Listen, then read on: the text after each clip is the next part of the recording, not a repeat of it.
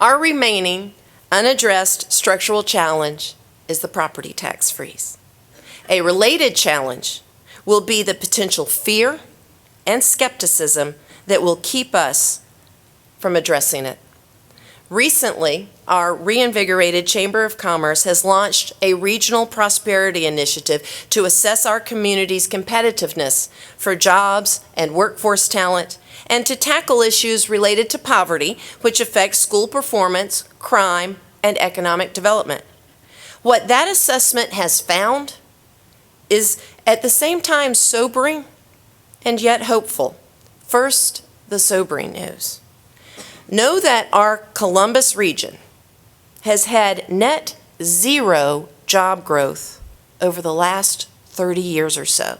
And now that's despite BRAC, Aflac, TSYS, the Bradley Company, Carmike, Synovus, NCR, Pratt Whitney, and other economic engines. We have been outpaced by almost every city of comparable size in a 6-state region, to include Augusta, Rome, Savannah, Huntsville, and Fayetteville, North Carolina. We finished 58th out of 61 metro areas in 6 states, falling behind all but Albany, Anniston, and Gadsden.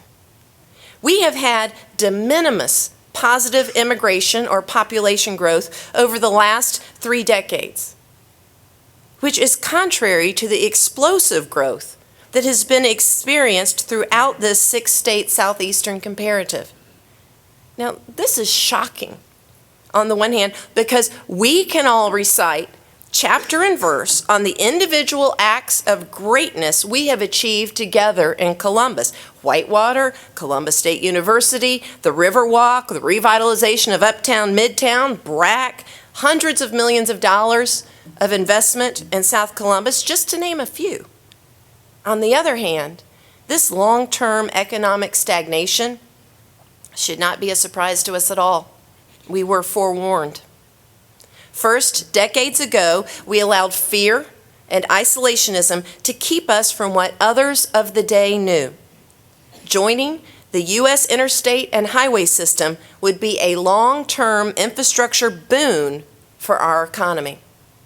We, however, chose the status quo, and the economic opportunities passed us by for decades, and they continue to do so. The growth we have had in Columbus has been in spite of this mistake, and we need to recognize our failure to join the U.S. interstate system as a mistake rooted in fear and unhealthy skepticism. The type of mistake we shall vow never to make again.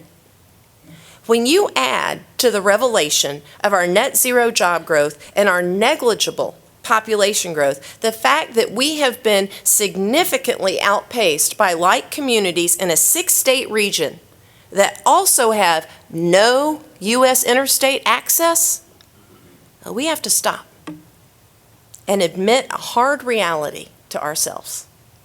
The property tax freeze has hurt us, just as the 20% that voted against it the first time out had predicted, just as studies of similar tax freezes show that they do.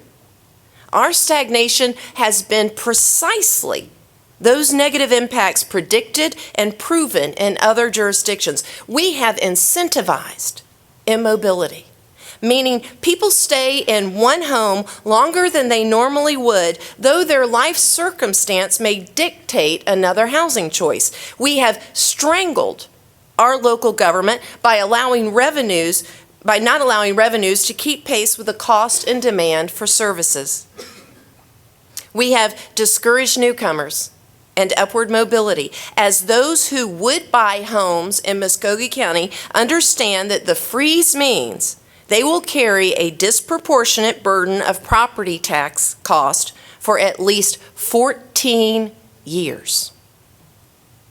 This causes new talent and regional immigration to live beyond our county borders, and causes those of means who wish to buy a new home to do so as well, leaving behind lower income families that have no capacity to move. On average, those leaving Muskogee County for surrounding areas earn $2,500 more per household than those who stay.